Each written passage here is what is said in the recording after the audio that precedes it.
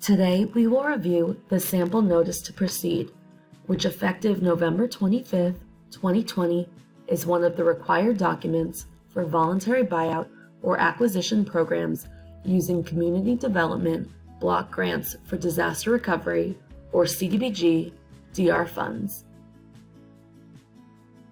A hyperlink to the Sample Notice to Proceed can be found on the Texas General Land Office website at recovery.texas.gov. To locate the document, go to the local buyout and acquisition program page, which is linked below in the description section of this video. Scroll down to the right side checklist section and click on the Sample Notice to Proceed link. Once you click on the link, your computer will download the fillable document. Please note, you will need Microsoft Word to view and edit the document. A Sample Notice to Proceed letter is required to be sent to all contractors. Once the letter is sent, contractors have 10 days to commence construction activity. The purpose of this letter is to inform construction contractors that building permits have been issued and that local authorizations have been authorized to begin construction. Additionally, this notice to proceed also locks in prevailing wages required to be paid to laborers and mechanics working on the project. The Sample Notice to Proceed provided by the Texas GLO is a sample document.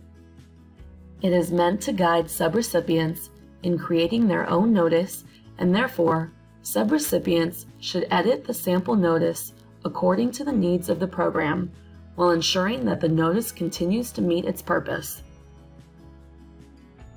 For this video, we'll use an example of a fictional applicant and location to give an example of how to use the sample letter provided to create your own letter. To begin, the form header should be modified to include the name of the subrecipient. Then the notice should include the name of the project funding the buyout or acquisition.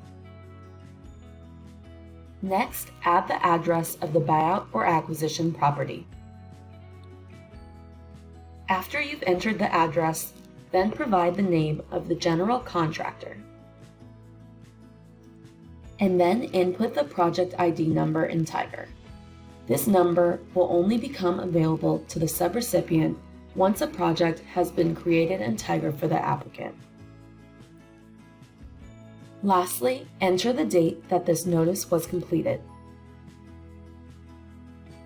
Once the general information has been entered, move on to the paragraph below, which gives the contractor explicit notice to proceed with the work required. After this paragraph has been modified appropriately, move on to the subsequent paragraph that dictates the tentative timeline of this work. This paragraph gives the construction contractor clear direction on when they can begin and when they must finish the project. It also clarifies the wages they are required to pay laborers and mechanics while on the job.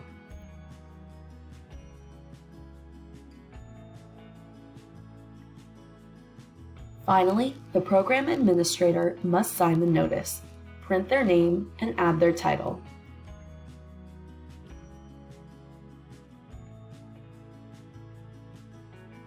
We hope you enjoyed this training on the Sample Notice to Proceed form.